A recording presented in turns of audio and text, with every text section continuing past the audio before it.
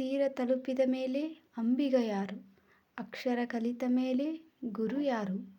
ಶ್ರೀಮಂತಿಕೆ ಬಂದ ಮೇಲೆ ಬಡವ ಯಾರು? ಅವಶ್ಯಕತೆ ಮುಗಿದ ಮೇಲೆ ನೀನ್ಯಾರು ನಾನ್ಯಾರು? ಇದೇ ಈಗಿನ ಪ್ರಪಂಚ. ತೀರ ತಲುಪಿದ ಮೇಲೆ ಅಂಬಿಗ ಯಾರು? ಅಕ್ಷರ ಕಲಿತ ಮೇಲೆ ಗುರು ಯಾರು?